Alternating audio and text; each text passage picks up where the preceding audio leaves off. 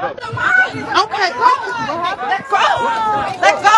You didn't let me get my moment, so I want to say my name is Karijata Diallo, and I'm graduating today. I don't like how you snatched the mic out of my hand, so today is going to be all about me. Oh, drops the mic. Congratulations! Very careful. Hold on. Very careful. This is what I said. I said be very careful. Why are you disturbing everyone?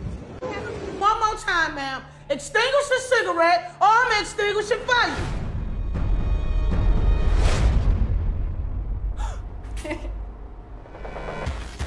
Please keep your cool.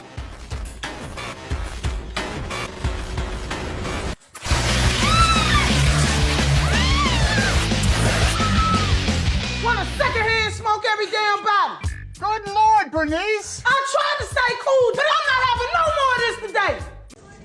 Whoa. Please. Yeah. What does that have to do with anything? Yeah. I'm here. Immigrant aid, right? Say that again? About going back to your country? What does does that have to do with anything? Also, it doesn't Go back say where? anything about anything. We're all Canadians here. Literally, born and raised. Seriously. She's got to take a picture. Yeah. No, we didn't take a picture. It's a video. It's a video. But yeah. Yeah, you've heard about social media, right? Yeah, what about going back to my country? Can you say that again, please? We're born and raised here. Say it with your chest now. Yeah. Proud. Say it with your chest. Proud Canadian. Let's go back where, Say sorry? it loud. Say it loud and proud. Yeah, go back where? How many languages do you speak? 2. I speak 3.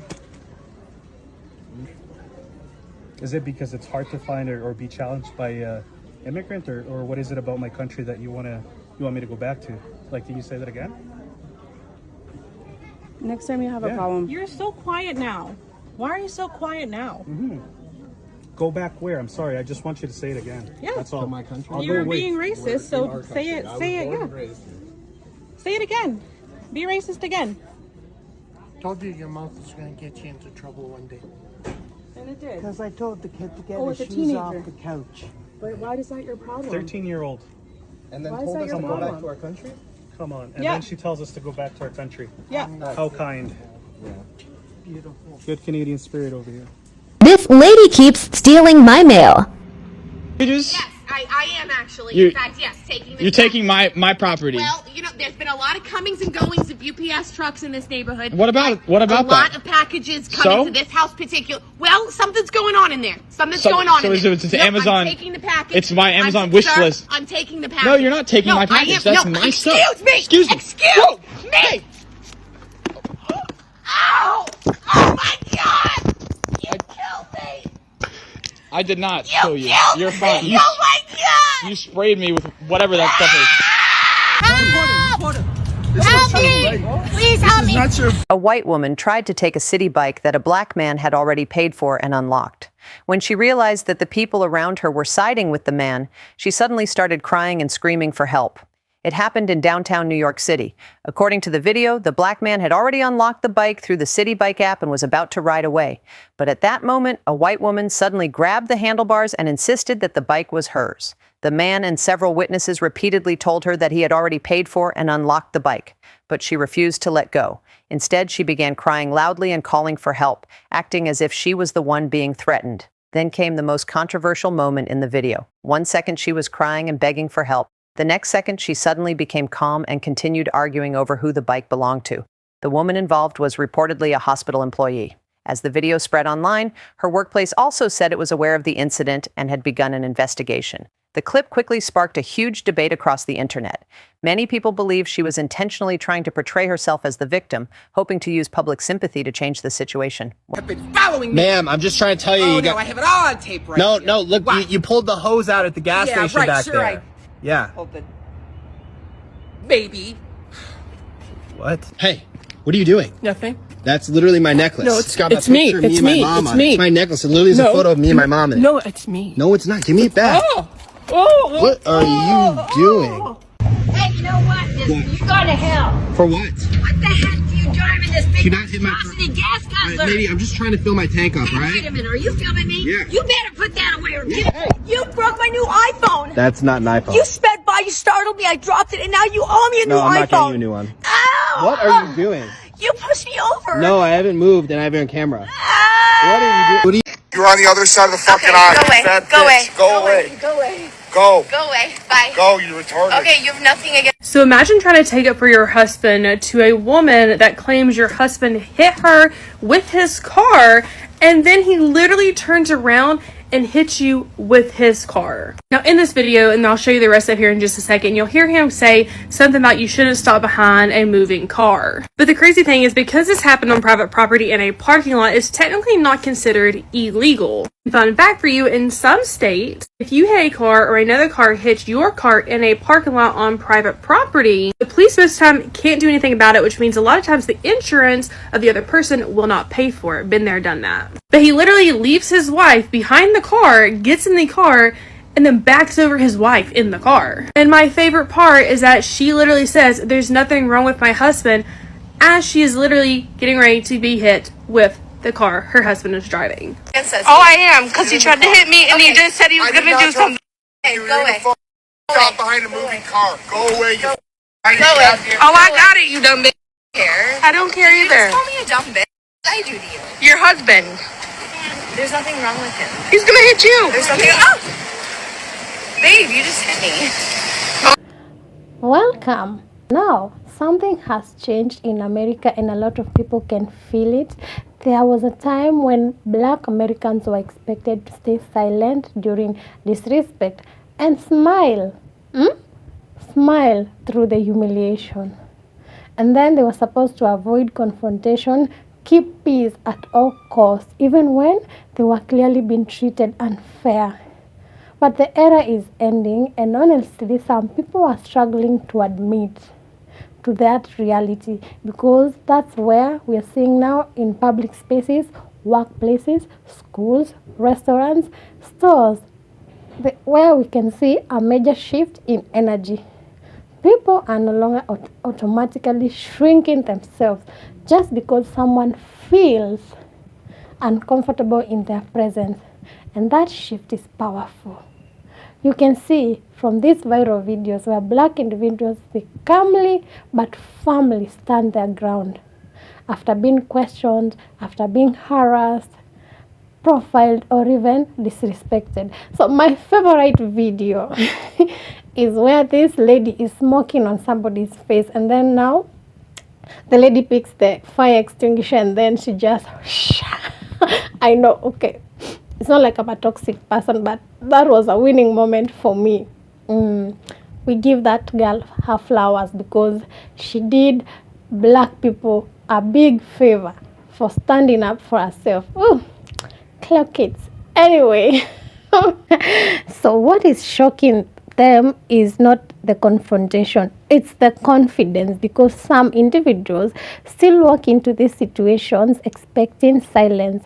They expect fear, compliance, and they are not getting it because people are not falling apart emotionally again. That's what makes these moments revealing.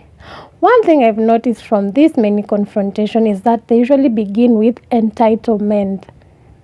Somebody sees a Black person existing comfortably in a space, and immediately they start acting like they need to explain themselves. Do you belong here? Can I help you? Do you live here? You need to live. Who are you with? Why do you have white babies? I know, yeah?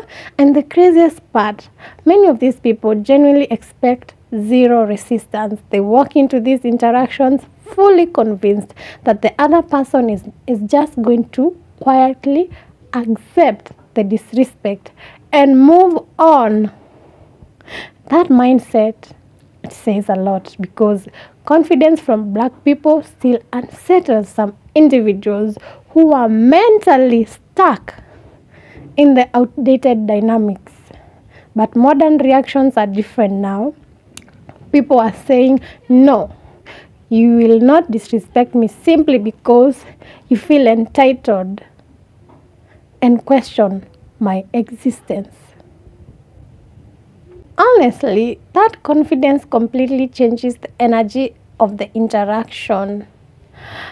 Take, for example, the graduate who had the microphone snatched away during her big moment. Think about how disrespectful that is. It's like now, after like 10 years, I'm trying to tell my kids how I was disrespected in my graduation, and I'm trying to tell them now, you have to stand for yourself. They're like, but mommy, the microphone was snatched from your hands. What did you do about that? So now that girl, she did a very good job. Yes, we are happy about that. So now, after many years of hard work, sacrifice, tuition payment, sleepless nights, and determination, somebody decides to diminish your moment publicly. No. So now, decades ago, many people might have been pressured to just let it go. But instead, she reclaimed the microphone and finished her speech. That moment mattered because it symbolized something bigger. She was not just taking back the microphone, she was taking back dignity. So what was the reason, by the way? Why was the microphone being snatched away? Or was it because she had took a lot of time? Or, okay, I don't understand, but whatever it is, I am happy that she reclaimed her dignity. Yeah, so that moment, it mattered because it was taking back the dignity, taking back the urgency, taking back the right to fully exist without being pushed aside. And that is exactly why these clips resonate emotionally with so many people online. Even you, I know there's a video that you have really liked from the collection that I have presented. And that is exactly why these clips resonate emotionally with so many people online. People are tired of shrinking themselves to make others comfortable. Now, another thing I find fascinating is how quickly some of these confrontations flip once pushback and happens, and the person who started the problem suddenly becomes confused because they were expecting, please, okay, I'm sorry, I'm gonna leave now. But now you're being confronted. You understand? So the person who started the problem is confused because they were expecting the black person to feel intimidated, and they start acting angry, emotional, and they even start acting like they are the victims, but they started it. And honestly, that tells you everything, because many of these individuals are not prepared for resistance. They are prepared for silence. That's why confidence responses completely throw them off.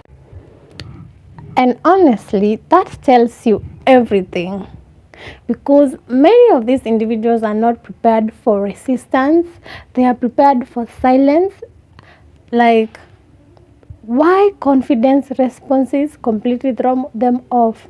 So the old script no longer works. And let me be clear about something. Standing your ground doesn't mean becoming disrespectful or violent. That's important. Many of the people in the videos remain calm, logical, and composed. That composure matters, because confidence without chaos is powerful. When somebody calmly says, no, I am not leaving. You cannot disrespect me. No, I don't need to justify my existence to you. Do I need to tell you that I live here? I'm not leaving. So it forces everybody watching to confront the absurdity of the situation, and suddenly the aggressor no longer looks powerful, they look irrational. That's why documentation has become such a powerful tool. Phones changed everything. Years ago, many of these interactions would never have been believed or even discussed publicly. Now people record everything, and once cameras appear, the power dynamics changes immediately. Suddenly the person causing problem realizes, this could go viral, this could cost me my job. People might actually see what I am doing, and honestly, accountability terrifies people who are used to operating without it. Also, there's this other video where the husband is telling the wife, I told you, your mouth is gonna cost us. Yeah. So, you see, Accountability terrifies people who are used to operating without it. That's why you often see panic once recording starting.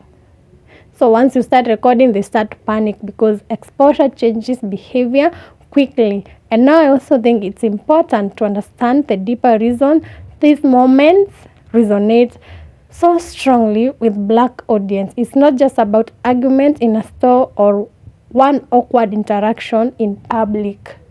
So it's about generations of accumulated experiences being followed in stores, being questioned unnecessary, being viewed as a suspicious before even speaking, being treated like you don't belong. These experiences build emotional exhaustion over time, so when people now confidently push back against unfair treatment, many viewers see it as a symbolic progress, not because racism magically disappeared, but because fear no longer controls the response the same way it once did. That matters psychologically because confidence changes how people carry themselves in the world. And once people stop automatically accepting disrespect, the social dynamics shift completely. And of course, not every disagreement involving race is automatically racism. That is important to say too, but what many people are reacting to are the clear patterns of selective suspicions and entitlement. And the bigger issue underneath all of this is respect. That really is what this conversation is about. Like, respect my space. Why are you smoking in my face? I will extinguish you. So respect cannot only go on one direction. If you expect respect, give it too. Nobody should have to constantly prove they belong in a public space simply because of how they look. And honestly, the reason the confrontations feel so intense now is because America is an transitional period socially. It's in that transition period. Old expectations are colliding with new confidence. Some people still expect obedience. Others have decided they've done apologizing for existing. That collision creates tension, but it also creates change. At the end of the day, these viral moments are about much more than isolated confrontations. They are about dignity and self-worth and confidence and the refusal to accept disrespect disguised as authority. What we are witnessing is a generation of people who are saying, I deserve to exist peacefully without being treated like a problem. Yeah. And honestly, that should not be controversial because respect is not something that should depend on race, background, or somebody else's comfort level. Yeah, you respect me, I respect you. You poke my glasses, I poke your glasses. You understand? You smoke on my face, I extinguish your cigar. Focus. So, we are saying it should be a basic human behavior to respect each other. But perhaps the bigger reason these moments are so powerful is because they expose something important. Many people were never prepared for Black confidence without fear. They were prepared for silence. And now the silence is disappearing. The silence is disappearing. The reactions are revealing everything. The reality is this. When people know their worth, stand calmly in truth, and refuse intimidation, the entire power dynamic changes. And once the confidence becomes normalized, the old tactics will stop working. Yeah, we appreciate the Black Americans for fighting for this freedom that we are getting as immigrants because you guys did a very good job and we appreciate everything that you people are doing. Let's keep standing for ourselves. Yeah, so as you can see, my channel is very new. It's a baby. Let's grow this baby together. There's a black space. Just if there's something that you feel that I have not included in this video, just comment. Yeah, make this your channel by subscribing, or I will poke your glasses. Anyway, thank you. Bye.